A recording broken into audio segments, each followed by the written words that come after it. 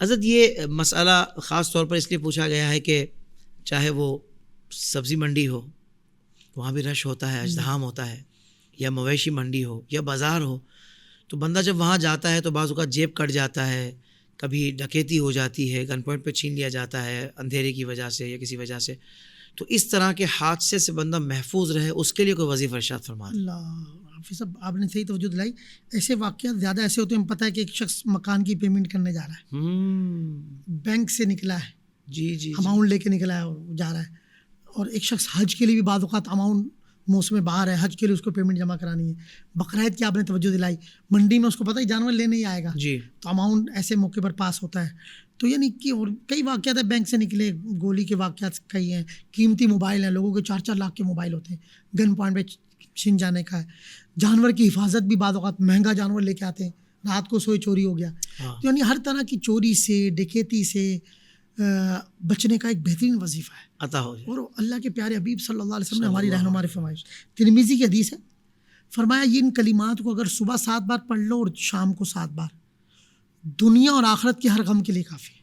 اللہ حافظ صاحب دیکھیں، دنیا کا تو غم چلیں یہ ہم نے بیان کیا ہے، بڑی بات ہے اس میں آخرت کا غم بھی، نزا، قبر، حشر، میدان محشر، کتنے معاملات ہیں. دنیا تو پھر گزر جائے گی، آخرت میں قبر کی سختییں، نزا کی تکالیف، میدان محشر میں اللہ کے عرش کے سوا کوئی سایہ نہیں ہو، میزان، اعمال نامہ، پل صراط، یعنی کیسی کیسی سختی ہیں. تو میں کہتا ہوں کہ یہ دعا دنیا اور آخرت کے ہر غم کے لیے کافی ہے، اور اللہ کے پیارے حبیب علیہ السلام نے ہمیں ارشاد فرمایا. تو اس کو معمول بنا لیں، صبح اور شام پڑھنی ہے. سورہ توبہ 11واں پارہ، اس کی آخری آیت کے الفاظ ہیں، حسبی اللہ لا الہ الا ہو علیہ توکلت وہو رب العرش العظیم. ترمذی کی حدیث ہے، فرمایا صبح اور شام ان کلمات کو، اس آیت مبارکہ جو صبح اور شام 7 بار پڑھ لے، دنیا اور آخرت کے ہر غم کے لیے کافی ہے. آپ کو خوف ہے کہ بینک جاؤں گا لوٹ جاؤں گا، آپ پڑھ کے چلے جائیں.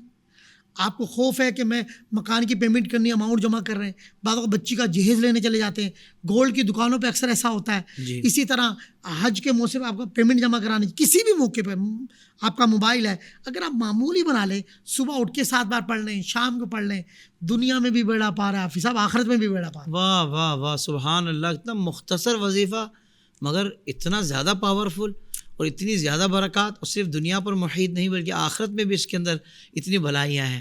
سبحان اللہ. اللہ آپ کو جزائے خیر عطا فرمائے قبلہ شاہ صاحب. انشاءاللہ میں بھی نیت کرتا ہوں، آپ بھی نیت کیجئے انشاءاللہ کہ اس وظیفے کو انشاءاللہ اپنی زندگی میں شامل رکھنا ہے، اپنی روٹین میں شامل رکھنا ہے.